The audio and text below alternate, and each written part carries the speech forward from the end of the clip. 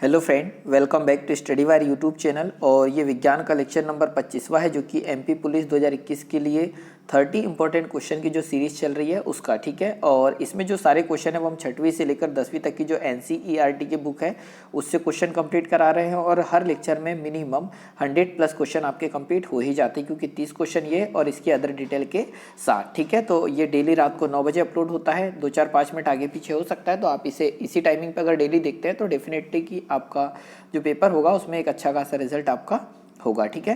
तो आइए lecture start करते हैं। तो आज का सबसे पहला क्वेश्चन हमारा होगा 711 नंबर का, क्योंकि इससे पहले हम 710 क्वेश्चन कंप्लीट कर चुके हैं। तो क्वेश्चन है कि सही विकल्प से रिक्त स्थान पूर्ति करें, ये हमसे बोला गया है। तो देखो क्वेश्चन यहाँ पर लिखा गया है कि एक वस्तु को लंबवत ऊपर की ओर फेंका जाता है, उसके ऊपर उठने के दौरान स्थितिज ऊर्जा खालिस्तान और गतिज ऊर्जा खालिस्तान होती है, ठीक है। तो देखो अगर एक पत्थर यहाँ पर है, अगर हम इसे ऊपर की ओर फेंके तो आप इतना जानते हैं कि अगर ऊपर की ओर पत्थर फेंके तो पत्थर धीरे धीरे क्या होता जाता है, कम होते जाता है। मतलब गतिज ऊर्जा क्या होती जाती है, कम होते जाती है। और जितना ऊपर जाएगा उतनी स्थितिज ऊर्जा क्या होती जाएगी, बढ़ती जाएगी। तो हम ये बोल सकते हैं कि स्थितिज ऊर्जा बढ़ती जाएगी और गतिज ऊर्जा क्या होती जाएगी, घटती जाएगी। तो ऑप्शन नंबर फर्स्ट हो जाएगा क्या, राइट आंसर। तो ऐसे दो ऑप्शन में दिया है ना, मतलब थर्ड भी दिया है तो कोई बात नहीं, ऑप्शन नंबर पहला या थर्ड दोनों इसमें सही है। मतलब यहाँ पर अगर ऑप्शन हम चेंज कर दे तो ऑप्शन नंबर फर्स्ट इसका राइट आंसर मानेंगे, ठीक है। तो जितनी ज़्यादा ऊपर वस्तु अगर आप फेंकोगे तो उतनी ज़्यादा स्थितिज ऊर्जा होगी और ऊपर जाते जाते गतिज ऊर्जा में क्या आएगी, कमी होती जाएगी। अगला क्वेश्चन है 712 नंबर का कि खालिस्तान को पानी में घोलने पर यह जिप्सम में परिवर्तित हो जाता है, ठीक है। तो यहाँ पर 4 ऑप्शन दे रखे हैं, जैसे calcium sulphate hemihydrate, second option है calcium phosphate hemihydrate, third option है कैल्शियम सल्फेट और फोर्थ ऑप्शन है सोडियम हाइड्रोजन कार्बोनेट, ठीक है। तो हम इन चारों में से ऐसा किसे पानी में घोले कि जिप्सम में परिवर्तित हो जाए, ठीक है। तो ऑप्शन नंबर फर्स्ट यहाँ पर राइट आंसर है कि कैल्शियम सल्फेट हेमीहाइड्रेट, ठीक है, जिसका फॉर्मूला होता है CaSO4 होल ट्वाइस H2O, ठीक है। तो ये फॉर्मूला किसका है, तो कैल्शियम सल्फेट हेमीहाइड्रेट, इसको पानी में घोलेंगे तो क्या बन जाएगा, जिप्सम में परिवर्तित हो जाएगा, ठीक है। तो ऑप्शन नंबर फर्स्ट यहाँ पर क्या होगा, राइट आंसर होगा। और ये फॉर्मूला आप याद रखिएगा, ये है कैल्शियम सल्फेट हेमीहाइड्रेट का CaSO4 whole twice into H2O। अगला क्वेश्चन है 713 नंबर का कि 450 न्यूटन भार वाली लकड़ी का द्रव्यमान क्या होगा, ठीक है। तो देखो हमसे यहाँ पर दिया है ये जो है 450 न्यूटन भार, तो ठीक है, भार दिया है तो W बराबर से क्या होता है, mg होता है, ये आप याद रखिएगा, ठीक है। तो यहाँ पर जो W क्या है, तो यहाँ पर ये भार है, ठीक है। W भार को रिप्रेजेंट करता है, m द्रव्यमान को रिप्रेजेंट करता है और g गुरुत्वीय त्वरण को। तो हमसे द्रव्यमान पूछा, मतलब m का मान पूछा है, तो W का मान कितना दिया है, तो 450, ठीक है, बटे में। और अगर मैं इसे पक्षांतर करूं तो W/g बराबर से क्या हो जाएगा, m हो जाएगा। तो ये द्रव्यमान का मान निकलेगा W/g बराबर से m। तो यहाँ पर W का मान मैंने कितना लिख दिया, 450, और g का मान कितना होता है, तो 9.8 होता है, बराबर से कितना हो जाएगा, m। जब इसे सॉल्व करेंगे तो आ कितना जाएगा, 45.9 kg आ जाएगा, ठीक है। तो द्रव्यमान कितना होगा, तो ऑप्शन नंबर फर्स्ट है राइट आंसर, ठीक है। ये 450 न्यूटन भार वाली लकड़ी का द्रव्यमान कितना होगा, तो फाइनली आपको ये पता होना चाहिए कि भार W मतलब हो जाएगा, भार बराबर से होता है mg होता है, m का मान चाहिए था तो W अपॉन हमने g करा, बराबर से आ जाएगा m। W का मान है 450, g का मान है 9.8, तो ये m का मान डायरेक्ट आ जाएगा ऑप्शन नंबर फर्स्ट, ठीक है। अगला क्वेश्चन देखते हैं, क्वेश्चन नंबर 714, किसी वस्तु, ठीक है, किसी वस्तु की गोलाकार दर्पण की वक्रता केंद्र में रखे जाने पर उसका अवतल दर्पण द्वारा निर्मित उसके प्रतिबिंब की स्थिति क्या होगी। तो बहुत सिंपल सा क्वेश्चन यहाँ बोला गया है कि कोई अवतल दर्पण है, कुछ इस प्रकार से अवतल दर्पण होता है और ये मुख्य फोकस होता है। यहाँ पर क्या, सॉरी, ये हो जाएगा, ये फोकस F, ठीक है, और यहाँ पर वक्रता केंद्र C होता है। तो हम ये बोल सकते हैं कि अगर वस्तु C पर रखी है तो प्रतिबिंब भी C पर ही बनेगा, ठीक है। जब अगर वस्तु वक्रता केंद्र पर रखी है तो प्रतिबिंब भी वक्रता केंद्र पर बनेगा, उल्टा बनेगा, वास्तविक बनेगा और वस्तु के बराबर बनेगा, ठीक है। मतलब वक्रता केंद्र पर वस्तु अगर रखी है तो जो प्रतिबिंब है उल्टा बनेगा, वास्तविक बनेगा और वस्तु के बराबर बनेगा, ये आपको याद रखना है। मतलब अगर हम यहाँ देखें तो ऑप्शन नंबर पहला क्या हो जाएगा, राइट आंसर, वक्रता केंद्र पर, ठीक है। तो वक्रता केंद्र पर वस्तु होती है तो प्रतिबिंब भी वक्रता केंद्र पर ही बन। अगला क्वेश्चन है 715 नंबर का, ठीक है। यहाँ पर हो जाएगा हाइड्रोकार्बन परिवार का प्रत्येक सदस्य पिछले सदस्य से खालिस्तान समूह द्वारा अलग होता है, ठीक है।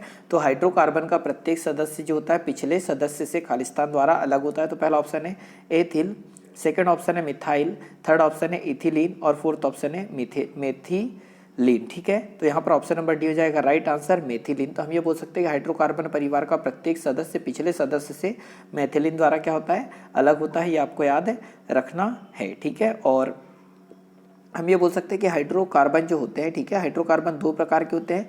एक होता है एलिफेटिक हाइड्रोकार्बन और दूसरा होता है एरोमेटिक हाइड्रोकार्बन, ठीक है। अगला क्वेश्चन देखते हैं, क्वेश्चन नंबर 716 नंबर का, कि वह पौधा जो कायिक प्रवर्धन द्वारा नहीं बढ़ता, ठीक है। मतलब ऐसा कौन सा पौधा है जो कायिक प्रवर्धन द्वारा नहीं बढ़ता है। तो पहला ऑप्शन है केला, सेकेंड है नारंगी, थर्ड है पपीता और फोर्थ ऑप्शन है गुलाब। तो कायिक प्रवर्धन का मतलब होता है कलम लगाना, ठीक है। आपने देखा होगा कि जो आम होता है उसे हम काट कर उसमें कलम लगा देते हैं, ठीक है। तो केले में कायिक प्रवर्धन होता है, मतलब ये जड़ से उत्पन्न हो जाता है, तो इसे हम कायिक प्रवर्धन के अंतर्गत लेंगे। नारंगी में भी कायिक प्रवर्धन होता है और गुलाब की भी कलम लगाई जाती है, इसमें कायिक प्रवर्धन होता है। तो उसने बोला कि कौन से कायिक प्रवर्धन नहीं बढ़ता, तो ऑप्शन नंबर थर्ड है यहाँ पर क्या राइट आंसर। जो पपीता होगा वो कायिक प्रवर्धन द्वारा नहीं बढ़ता है, ठीक है। ये आपको याद रखना है। और अगर हम फलों की बात करें तो जो फल होते हैं ना उनको टोटल 3 भागों में बांटा जाता है, ठीक है। एक होता है सरल फल और दूसरा यहाँ पर होता है समूह फल और थर्ड होता है संग्रहित फल, ठीक है। तो अगर आपसे कभी सरल फल के बारे में पूछे तो सेब और पपीता सरल फल के एग्जाम्पल होते हैं, और एक होता है समूह फल जिसमें आता है शरीफा, सदाबहार, स्ट्रॉबेरी इत्यादि, ठीक है। और संग्रहित फल अगर आपसे पूछे तो कटहल, सहतूत और गुलहर, ये होते हैं संग्रहित फल के एग्जाम्पल, ठीक है। तो फाइनली इस क्वेश्चन का ऑप्शन नंबर थर्ड है राइट आंसर। अगला क्वेश्चन है 717 नंबर का, कि डॉबेराइनर उन समय ज्ञात तत्वों से केवल खालिस्तान त्रिकों को पहचान सके, ठीक है। तो डॉबेराइनर ने जब त्रिक नियम दिया, ठीक है, कब दिया, वो भी 1817 में, तो उन्होंने कितने त्रिक पहचाने वो हमसे पूछा है, ठीक है। खालिस्तान त्रिकों को पहचान सके, तो पहला ऑप्शन है 4, सेकंड ऑप्शन है 2, थर्ड ऑप्शन है 3 और फोर्थ ऑप्शन है 1, ठीक है। तो यहाँ पर ऑप्शन नंबर थर्ड हो जाएगा राइट आंसर। वो टोटल कितने त्रिक पहचान सके, तो केवल 3, ठीक है। वो मैं बता देता हूँ कौन से है। तो आप देखेंगे ये जो आपको दिखाई दे रहे हैं ये है डॉबेराइनर के त्रिक, ठीक है। तो पहला त्रिक ये था, आपको यही याद रखना है, लिथियम, सोडियम और पोटेशियम, ये पहला त्रिक था डॉबेराइनर का। सेकंड ये था कैल्शियम, स्ट्रांसियम और बेरियम, और तीसरा त्रिक ये था क्लोरीन, ब्रोमीन और आयोडीन, ठीक है। याद रखिएगा कि डॉबेराइनर ने केवल और केवल 3 त्रिक पहचाने थे, लिथियम, सोडियम और पोटेशियम, दूसरा था कैल्शियम, स्ट्रांसियम और बेरियम, थर्ड था क्लोरीन, ब्रोमीन और आयोडीन, ठीक है। तो ये लिथियम और पोटेशियम के परमाणु द्रव्यमान का औसत आता है किसका, सोडियम का परमाणु द्रव्यमान। वहीं पर कैल्शियम और बेरियम के परमाणु द्रव्यमान का औसत आता है स्ट्रांसियम का परमाणु द्रव्यमान, और क्लोरीन और आयोडीन के औसत का द्रव्यमान आता है किसका, ब्रोमीन का द्रव्यमान, ठीक है। तो ये तीनों त्रिक याद रखिएगा कि डॉबेराइनर ने केवल 3 त्रिक दिए थे। अगले क्वेश्चन की ओर चलते हैं, ठीक है। क्वेश्चन नंबर 718वां, कि निम्न में से कौन सा जाइलम का प्रकार नहीं है, ठीक है। तो यहाँ पर जो आपको 4 ऑप्शन दे रखे, तो ऐसा कौन सा है जो जाइलम का प्रकार नहीं है। तो पहला ऑप्शन है सीव ट्यूब, सेकेंड है जाइलम फाइबर, थर्ड ऑप्शन है ट्रैकिड्स, फोर्थ ऑप्शन है नलिकाएं, ठीक है। तो यहाँ पर ऑप्शन नंबर फर्स्ट हो जाएगा राइट आंसर। जो सीव ट्यूब है वह जाइलम का प्रकार नहीं है, ये है फ्लोएम का प्रकार, ठीक है। ये आपको याद रखना है कि सीव ट्यूब जाइलम का प्रकार नहीं है, ये फ्लोएम का प्रकार होगा, ठीक है। तो ये याद रखिए कि जो जाइलम होता है वो 4 प्रकार की कोशिकाओं से मिलकर बना होता है। सबसे पहले तो ये याद रखना, ठीक है। तो सबसे पहले क्या होती है, वाहिनिकाएं, ठीक है। पहला क्या होता है, वाहिनिकाएं, सेकंड होता है वाहिकाएं, थर्ड होता है जाइलम तंतु, और फोर्थ ऑप्शन होता है जाइलम मृदुतक, ठीक है। तो इससे मिलकर क्या बनता है, जाइलम बनता है। और अगर हम फ्लोएम की बात करें तो फ्लोएम बनता है चालनी नलिकाएं, सहकोशिकाएं, फ्लोएम तंतु और फ्लोएम मृदुतक। तो फाइनली इस क्वेश्चन का ऑप्शन नंबर फर्स्ट है राइट आंसर, कि जाइलम का प्रकार नहीं है तो सीव ट्यूब जो जाइलम का प्रकार नहीं है। बाकी ट्रैकिड्स, नलिकाएं और जाइलम फाइबर ये जाइलम के प्रकार के अंतर्गत आते हैं। अगला क्वेश्चन है 719 नंबर का, कि खालिस्तान समरूप अंग है, ठीक है। मतलब ऐसा कौन सा है जो समरूप अंग है, ये हमसे पूछा गया है। तो पहला ऑप्शन है चमगादड़ का पंख और व्हेल का पंख, सेकंड ऑप्शन है कुत्ते का पैर और डॉल्फिन के फिलपर, ठीक है। थर्ड ऑप्शन है ब्लास्टर की पूंछ और व्हेल के फल और फोर्थ ऑप्शन फाल, और फोर्थ ऑप्शन है मानव के हाथ और बैल के पैर, ठीक है। तो यहाँ पर 19वें का ऑप्शन नंबर थर्ड जाएगा राइट आंसर कि ब्लास्टर की पूंछ और वेल के जो फाल होते हैं वो क्या हो जाएंगे, समरूप अंग होते हैं, ठीक है। तो कैसे याद रखना है, आपने देखा होगा समरूप अंग कहने का मतलब कि अगर आप बिल्ली को देखोगे तो बिल्ली और हम, ठीक है, तो हमारे जो हाथ काम करते हैं वो बिल्ली के हाथ काम करते हैं, बिल्ली के अगले पैर काम करते हैं, मतलब दोनों में समान रूपता है परंतु दोनों के कार्य क्या है, अलग अलग है, ठीक है। तो यहीं पर जो ब्लास्टर की पूंछ और नीली व्हेल के जो फाल होते हैं वो समरूप अंग होते हैं, ठीक है। दोनों के काम अलग अलग है पर दोनों एक ही चीज होगी। अगला क्वेश्चन देखते हैं, क्वेश्चन नंबर 720 कि स्थिर या गतिज अवस्था में परिवर्तन का प्रतिरोध करने की एक वस्तु की प्रकृति को खालिस्तान कहा जाता है। तो देखो ये न्यूटन के प्रथम लॉ की बात कर रहा है कि स्थिति और गतिज अवस्था में परिवर्तन का जो विरोध करती है उसे हम क्या कहते हैं, तो उसे जड़त्व कहा जाता है। तो ऑप्शन नंबर फर्स्ट है यहाँ पर राइट आंसर की स्थितिज और गतिज अवस्था में जो परिवर्तन का विरोध करती है उसे जड़त्व कहा जाता है और यह गति का प्रथम नियम है, कौन का, न्यूटन का। वो भी अगला क्वेश्चन देखते हैं, क्वेश्चन नंबर 721 की निम्नलिखित में से कौन सा उभयधर्मी ऑक्साइड है, ठीक है। तो उभयधर्मी ऑक्साइड कौन सा होगा ये हमसे पूछा गया है। तो पहला ऑप्शन है Al2O3, सेकंड ऑप्शन है CuO, थर्ड ऑप्शन है CO2 और फोर्थ ऑप्शन हो जाएगा SO2, ठीक है। तो यहाँ पर ऑप्शन नंबर फर्स्ट है राइट आंसर Al2O3, ये क्या हो जाएगा, तो उभयधर्मी ऑक्साइड होगा। तो ये आपको याद रखना है। और जो Al2O3 है इसको हम जानते हैं कोरंडम के नाम से, ठीक है। तो ये आपको याद रखना है कि इसे किस नाम से जाना जाता है, तो Al2O3 को कोरंडम के नाम से जाना जाता है। और कोरंडम एक अयस्क है किसका, एल्यूमिनियम का। ये याद रखना है कि जो कोरंडम है ये एल्यूमिनियम ऑक्साइड Al2O3 ये एल्यूमिनियम का क्या है, एक अयस्क है, याद रखना है। तो कोरंडम मतलब Al2O3 होता है, ठीक है। अगला अगर आप देखोगे यहाँ पर तो देखो यहाँ उभयधर्मी ऑक्साइड की बात करी तो एक एल्यूमिनियम जो है उभयधर्मी ऑक्साइड बनाता है, एक Zn उभयधर्मी ऑक्साइड बनाता है और एक Pb उभयधर्मी ऑक्साइड बनाता है। मतलब एल्यूमिनियम, जिंक और लेड तीनों के जो ऑक्साइड होते हैं वो उभयधर्मी ऑक्साइड होते हैं। और उभयधर्मी ऑक्साइड किसको बोलते हैं, जो अम्ल और क्षार दोनों से क्रिया करे वो उभयधर्मी ऑक्साइड होता है, ठीक है। अगला क्वेश्चन है 722 नंबर का कि सबसे व्यापक रूप से स्वीकृत सिद्धांतों में से एक के अनुसार पृथ्वी पर जीवन की उत्पत्ति से पहले पृथ्वी के वायुमंडल में खालिस्तान मिश्रण शामिल हुआ, ठीक है। तो देखो यहाँ क्या बोल रहा है कि जब पृथ्वी पर जीवन की उत्पत्ति हो रही थी, ठीक है, तो पृथ्वी पे के वायुमंडल में सबसे पहले कौन से मिश्रण शामिल हुए थे, ये हमसे पूछा गया है पृथ्वी के निर्माण के समय। तो पहला ऑप्शन है ओजोन, CH4 और CH4 O2 ये अलग अलग है ना, और जलवाष्प। सेकंड ऑप्शन है यहाँ पर H2S सेकंड और CH4 और NH3। थर्ड ऑप्शन है O2 NH3 CH4 और जलवाष्प। और फोर्थ ऑप्शन है H2 CO2 NH3 और CH4, ठीक है। तो जब पृथ्वी का निर्माण हुआ तो सबसे पहले वायुमंडल में कौन सी गैस बनी है हमसे पूछा है, वो संघटक पूछा है। तो ऑप्शन नंबर फोर्थ है यहाँ पर राइट आंसर कि हाइड्रोजन, कार्बन डाइऑक्साइड, ठीक है, अमोनिया और मेथेन, ये सबसे पहले इन गैसों का वातावरण तैयार हुआ था पृथ्वी पर, ठीक है। तो याद रखिएगा हाइड्रोजन, कार्बन डाइऑक्साइड, ये हो जाएगा अमोनिया NH3 और ये हो जाएगा मेथेन CH4, ठीक है। तो ऑप्शन नंबर फोर्थ है यहाँ पर राइट आंसर। अगला क्वेश्चन है 723 नंबर का कि एक दोहरी अपघटन अभिक्रिया के दौरान अभिकारकों के बीच क्या आदान प्रदान किया जाता है, ठीक है। तो एक दोहरी अपघटन अभिक्रिया के दौरान अभिकारकों के बीच क्या आदान प्रदान किया जाता है। तो अपघटन अभिक्रिया अगर आपको पता होगी तो ही आप इसे कर पाएंगे। तो पहला ऑप्शन है इलेक्ट्रॉन, सेकंड ऑप्शन है परमाणु, थर्ड ऑप्शन है अणु और फोर्थ ऑप्शन है आयन, ठीक है। तो यहाँ पर ऑप्शन नंबर डी हो जाएगा राइट आंसर कि एक दोहरी अपघटन अभिक्रिया के दौरान क्या आदान प्रदान किया जाता है, तो आयन आदान प्रदान किए जाते हैं, ठीक है। तो आयन हम किसको बोलते हैं, जैसे हम Cl- लिखते हैं तो ये आयन हो जाएगा, वहीं पर हम Mg2+ लिखते हैं तो ये भी क्या हो जाएंगे, आयन होगी। तो अपघटन अभिक्रिया मतलब किसी लिक्विड में किसी यौगिक का डालना तो वो अपने मूल घटकों में टूट जाना, उसे बोलते हैं आयन, ठीक है। तो अगला क्वेश्चन देखते हैं हम, क्वेश्चन नंबर 724 कि 1 किलोवाट खालिस्तान के बराबर होता है, ठीक है। तो 1 किलोवाट किसके बराबर होता है ये हमसे पूछा गया है। तो ऑप्शन नंबर थर्ड है यहाँ पर राइट आंसर कि 3.6 × 10⁶ जूल के बराबर होता है 1 किलोवाट, ये आपको याद रखना है, ठीक है। अगले क्वेश्चन की ओर चलते हैं, क्वेश्चन नंबर 725वां कि न्यूटन के नियम न्यूटन के नियम कणों के लिए अच्छे सिद्ध नहीं होते। मतलब ऐसे कौन से कण हैं जिनके लिए न्यूटन के नियम अच्छे सिद्ध नहीं होते? तो पहला ऑप्शन है विश्रांति पर, सेकंड ऑप्शन है उच्च वेग के साथ चलने पर, थर्ड ऑप्शन है धीमे चलने पर, और फोर्थ ऑप्शन है प्रकाश के वेग के साथ तुलनीय वेग में गति करने पर। ठीक है, तो ऑप्शन नंबर यहाँ पर फोर्थ हो जाएगा राइट आंसर, कि प्रकाश के वेग के साथ तुलनीय वेग से गति करने पर। ठीक है, क्या होता है? तो न्यूटन के नियम अच्छे सिद्ध नहीं होते, मतलब लागू नहीं होते हैं। तो ऑप्शन नंबर फोर्थ है यहाँ पर राइट आंसर। अगला क्वेश्चन है 726 नंबर का, कि 10 न्यूटन का एक क्षैतिज बल 5 केजी की एक वस्तु को बल की दिशा में 2 मीटर की दूरी तक विस्थापित किया जाता है, तो वस्तु द्वारा किया गया कार्य खालिस्तान होगा। तो कार्य बराबर से क्या होता है? F इंटू डी होता है।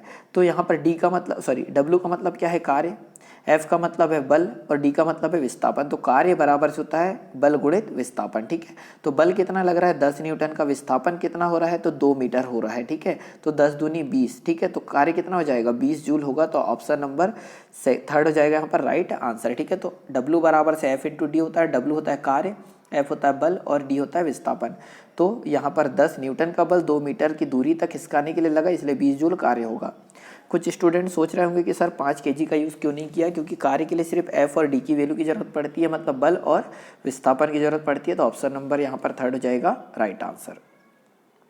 अगला क्वेश्चन है 727 नंबर का, कि जब मेंडलीव ने अपना काम शुरू किया था तब उन्हें कितने तत्व ज्ञात थे? ठीक है, तो जब मेंडलीव ने आवर्त सारणी दी थी तब कितने तत्व ज्ञात थे, ये पूछा गया है। तो पहला ऑप्शन है 66, सेकेंड ऑप्शन है 63, थर्ड ऑप्शन है 64, और फोर्थ ऑप्शन है 65। ठीक है, तो यहाँ पर ऑप्शन नंबर सेकेंड है राइट आंसर, कि जो मेंडलीव की आवर्त सारणी, तो उसमें टोटल कितने तत्व थे? 63 तत्व थे, ये आपको याद रखना है। और मेंडलीव ने आवर्त सारणी कब दी थी? तो 1866 में दी थी। ठीक है, और टोटल कितने तत्व थे? 63 तत्व थे, और इसमें हाइड्रोजन का स्थान स्थिर नहीं था। ठीक है, तो मैं 1 मिनट मेंडलीव की आवर्त सारणी आपको बता देता हूँ। तो ये जो आपको दिखाई दे रही है, ये जो आवर्त सारणी है, ये मेंडलीव की आवर्त सारणी है। ठीक है, ये आपको याद रखना है। जो मेंडलीव की आवर्त सारणी कुछ इस प्रकार से, यहाँ पर हाइड्रोजन है, यहाँ पर लिथियम है, ये सोडियम, पोटेशियम, ठीक है, रुबिडियम, सिल्वर। तो ये इस प्रकार से पूरी की पूरी जो सारणी है, ये मेंडलीव की आवर्त सारणी है। तो मेंडलीव की आवर्त सारणी में देखो अक्रिय गैस भी यहाँ पर आ चुकी थी, helium, neon, argon, krypton, xenon, radon. ठीक है, तो ये सारी चीज़ें आपको याद रखना है। ठीक है, चाहो तो इसका स्क्रीनशॉट ले लो, और बाकी आगे भी अगर ये क्वेश्चन आए तो हम इसे डिस्कस करते रहेंगे। अगले क्वेश्चन की ओर चलते हैं। क्वेश्चन नंबर 728, के पौधे खालिस्तान द्वारा अतिरिक्त जल से छुटकारा पा सकते हैं। मतलब हम ये बोल सकते हैं कि अगर पौधे में ज़्यादा जल हो जाता है, या ज़्यादा जल की मात्रा अगर पौधे में हो जाती है, तो वो किसके द्वारा अतिरिक्त जल से छुटकारा पा सकते हैं? कौन पौधे? ये हमसे पूछा गया है। तो पहला ऑप्शन है मल्ल त्याग द्वारा, सेकंड ऑप्शन है परिसंचरण, थर्ड ऑप्शन है श्वसन, और फोर्थ ऑप्शन हो जाएगा वाष्प उत्सर्जन। तो ऑप्शन नंबर फोर्थ है यहाँ पर राइट आंसर, कि वाष्प उत्सर्जन के द्वारा जितना अधिक पानी होगा पौधों के अंदर, उनका उत्सर्जन किया जा सकता है। तो ऑप्शन नंबर डी यहाँ पर क्या है? Right answer. ठीक है, अगला क्वेश्चन है क्वेश्चन नंबर 729वां, कि जब किसी प्रतिरक्षा बल F, ठीक है, जब किसी प्रतिरक्षा बल F को विपरीत दिशा में लगाया जाता है तो दो दिशाओं के बीच का कोण कितना होगा? ये हमसे पूछा गया है। ठीक है, मतलब हम ये बोल रहे हैं कि अगर मैं बल लगा रहा हूँ इधर और विस्थापन हो रहा है इधर, तो दोनों की कंडीशन में, ठीक है, बल और विस्थापन के बीच का कोण कितना होगा, ये हमसे पूछा गया है। ठीक है, तो यहाँ पर ये देख लो कि देखो उसने क्या बोला है कि हम बल इधर लगा रहे हैं और विस्थापन इधर हो रहा है। तो यहाँ अगर कोण देखोगे तो कितने डिग्री का कोण बन रहा है? 180 डिग्री का कोण बन रहा है। मतलब ऑप्शन नंबर फर्स्ट है राइट आंसर। ठीक है, या फिर हम ऐसा भी देख सकते हैं कि ये हमारी पृथ्वी हुई। ठीक है, कोई वस्तु आप ऊपर फेंक रहे हैं तो आप बल लगा रहे हैं F किधर? ऊपर की ओर, और गुरुत्वाकर्षण बल किधर लग रहा है? नीचे की ओर लग रहा है। तो यहाँ पर कोण कितने डिग्री का बनेगा? 180 डिग्री का बनेगा। ठीक है, तो ऑप्शन नंबर फर्स्ट है राइट आंसर, कि जब भी विपरीत कार्य की बात आए तो कितने डिग्री का कोण बनता है F और D के बीच में? तो 180 डिग्री का कोण बनता है। अगला क्वेश्चन देखते हैं कि 1 पिकोमीटर किसके बराबर होता है। ठीक है, तो 1 पिकोमीटर की बात की है, वो किसके बराबर होता है? तो पहला ऑप्शन है 10 की घात माइनस 11 मीटर, सेकंड ऑप्शन है 10 की घात माइनस 12 मीटर, और थर्ड ऑप्शन है 10 की घात 12 मीटर, फोर्थ ऑप्शन है 10 की घात 11 मीटर। ठीक है, तो 1 पिकोमीटर बराबर से होता है 10 की घात माइनस 12 मीटर, मतलब ऑप्शन नंबर सेकेंड है राइट आंसर। ठीक है, तो 1 पिकोमीटर बराबर से कितना होता है? 10 की घात माइनस 12 मीटर। और यहाँ याद रखिएगा कि एक्टोमीटर की अगर हम बात करें कि एक एक्टोमीटर बराबर से कितना होता है, तो 10 की घात -18 मीटर के बराबर होता है एक एक्टोमीटर। वहीं पर अगर हम एक नैनोमीटर की बात करें तो एक नैनोमीटर किसके बराबर होता है, तो 10⁻⁹ मीटर के बराबर होता है। और वहीं पर एक फर्मी मीटर की बात करें, ठीक है, एक फर्मी मीटर की अगर हम बात करें तो 10⁻15 मीटर के बराबर होता है एक फर्मी मीटर, ठीक है। तो यहाँ पर पिकोमीटर 10 की घात -12 मीटर और एक्टोमीटर 10 की घात -18 मीटर, नैनोमीटर की बात करें तो 10 की घात -9 मीटर और फर्मी की बात करें तो 10 की घात -15 मीटर, ठीक है। और एंगस्ट्रॉम की बात करें तो एक एंगस्ट्रॉम बराबर से 10⁻10 मीटर के इक्वल होता है। ये सारी चीज़ें आपको याद रखनी है, ठीक है। क्वेश्चन अगर यहाँ से बनेगा तो इन्हीं चीज़ों से बनेगा। अगला क्वेश्चन है 731 नंबर का कि एक 800 kg की कार, ठीक है, एक 800 kg की कार 90 km/h की चाल से चल रही है, ठीक है। तो यहाँ पर द्रव्यमान दिया और चाल दी है कार की। ब्रेक लगाने पर 5 सेकंड बाद कार रुक जाती है, तो ब्रेक द्वारा लागू किया गया बल कितना है। अब देखो एक कार चल रही है, ठीक है, और टोटल कितने केजी की है, तो 800 kg की है। यहाँ पर हमें दिया है इसकी ये क्या है, चाल है। तो आप देखेंगे कि एक फॉर्मूला आपने पढ़ा है क्या, बल, ठीक है। तो यहाँ पर कितना बल कार्य करेगा वो हमसे पूछा है। तो बल बराबर से क्या होता है, तो बल बराबर से होता है ma, ठीक है। F मतलब होता है बल, m मतलब द्रव्यमान और a मतलब त्वरण है। अगर इस फॉर्मूले को थोड़ा सा और तोड़ें तो हम F बराबर से होता है m और a बराबर से क्या होता है, तो a बराबर से होता है v/t, ठीक है। तो यहाँ पर आ जाएगा v/t, इतना आप जानते होंगे। तो F बराबर से m vt, ये कैसे आया ये चीज़ समझ पाए। अब इसी फॉर्मूले को मैं फिर से लिखूँ तो F बराबर से क्या होता है m v/t। आगे सॉल्व करेंगे तो m का मान कितना है 800 है, ठीक है।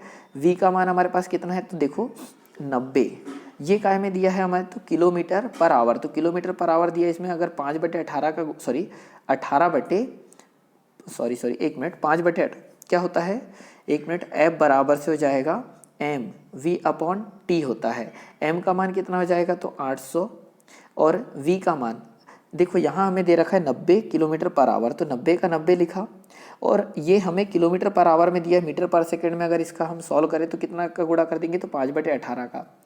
और t कितना है हमारे पास, पहले से 5 है तो बटे में कितना आ जाएगा, 5 आ जाएगा। तो एक 5 से 5 काटा, 18 एकम 18, 18 पंचे 90 और 15 कितना 40। तो हम ये बोल सकते हैं 40 और 2 जीरो पहले से दिए तो कितना जाएगा 4000 न्यूटन का बल लगेगा। तो ऑप्शन नंबर 3 यहाँ पर होगा राइट आंसर। तो थोड़ा भी अगर आपको फॉर्मूले की समझ में है तो ये आप कर सकते हो। और ये 9th क्लास के क्वेश्चन है ना, ज़्यादा बड़े क्वेश्चन नहीं है। हो सकता है आप फर्स्ट टाइम पढ़ रहे तो आपके लिए बड़ा हो, बाकी कोई बड़ा नहीं है। अगला क्वेश्चन है 732 नंबर का कि किसी ऑब्जेक्ट का खालिस्तान नियम, ठीक है, किसी ऑब्जेक्ट का खालिस्तान नियम और विस्थापन बदलने पर नहीं बदलता है। तो पहला ऑप्शन है भार।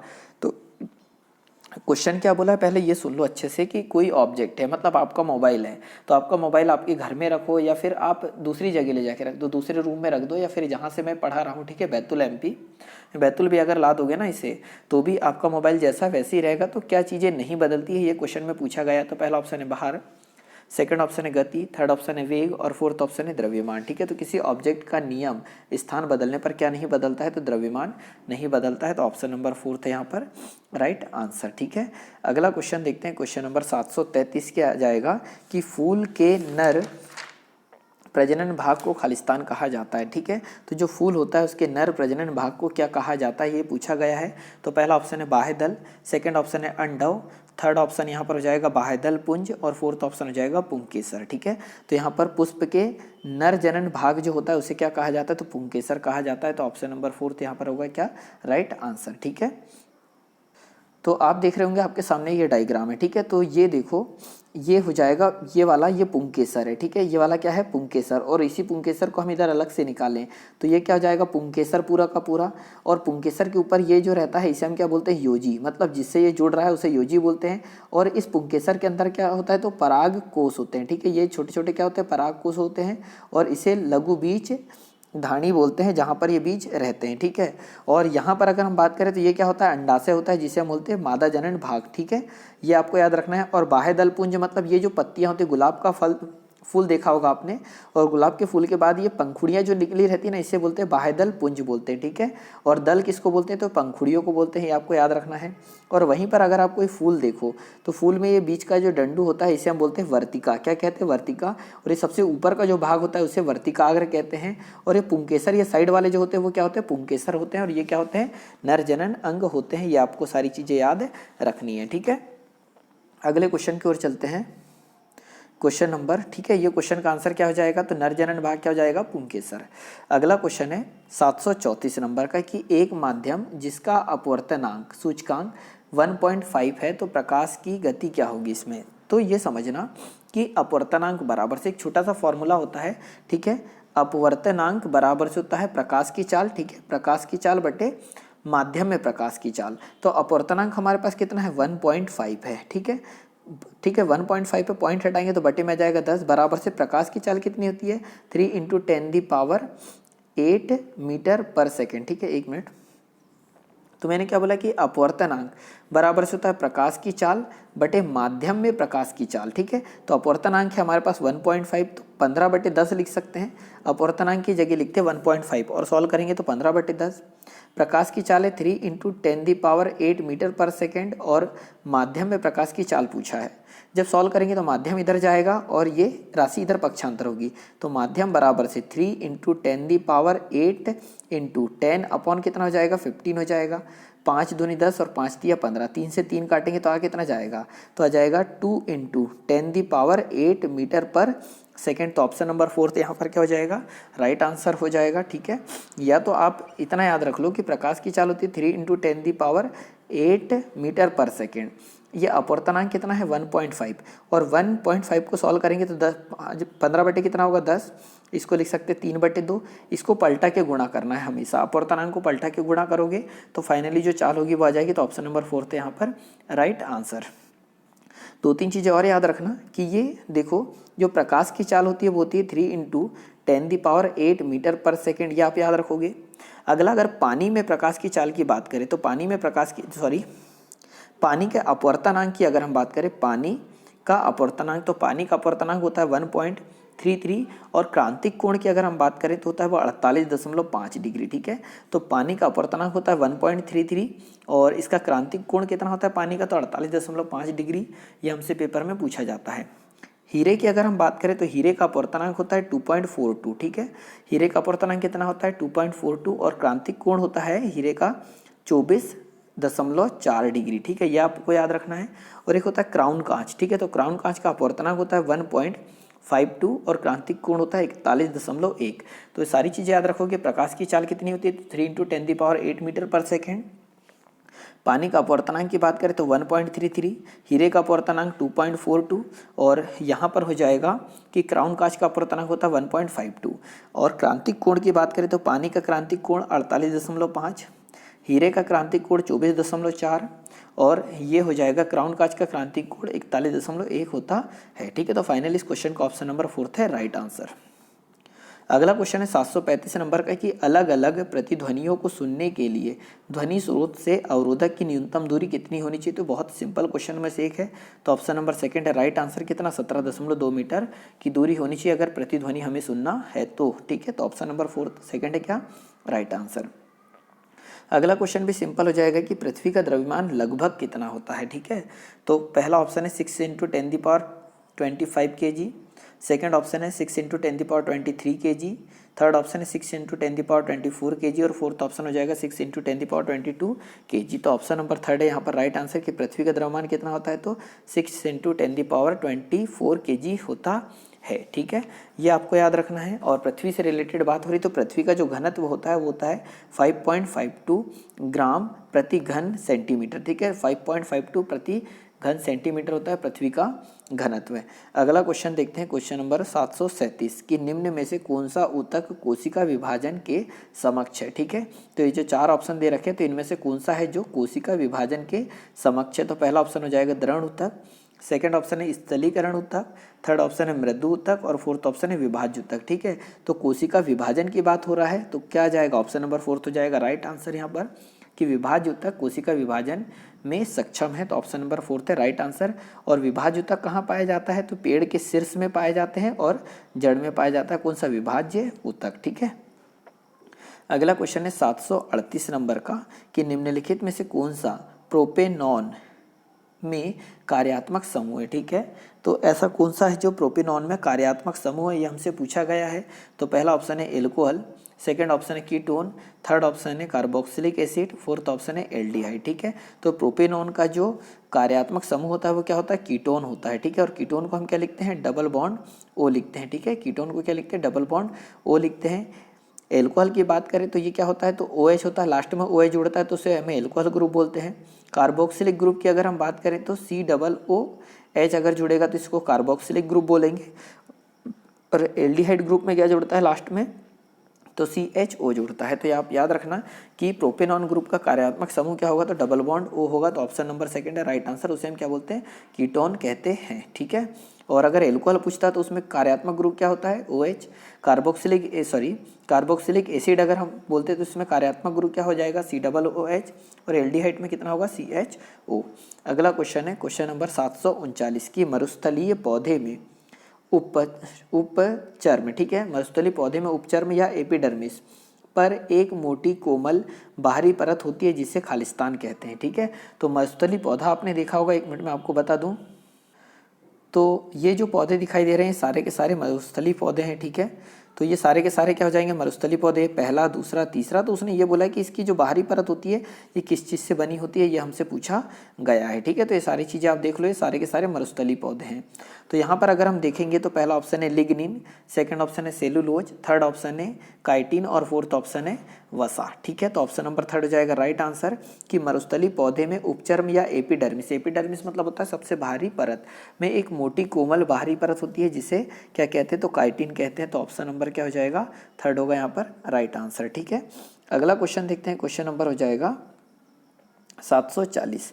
एक अच्छा क्वेश्चन है, छोटा सा न्यूमेरिकल कि एक प्रतिरोध की लंबाई L, उसके अनुप्रस्थ काट का क्षेत्रफल A और प्रतिरोध R है। ठीक है, तो हम इतना जानते हैं कि L, A और R के बीच में संबंध क्या होता है, तो ये होता है R बराबर से होता है रो L अपॉन A। ठीक है, तो जब भी R, L और A के बीच संबंध देखें तो ये होता है। आगे क्या बोल रहा है, एक अन्य प्रतिरोध जो उसी पदार्थ से बना है कि लंबाई L अपॉन 4 है। ठीक है, तो लंबाई क्या हो गई, L अपॉन 4 हो गई। तो हम यहाँ L अपॉन कितना L अपॉन क्या लिख सकते हैं, 4 लिख सकते हैं।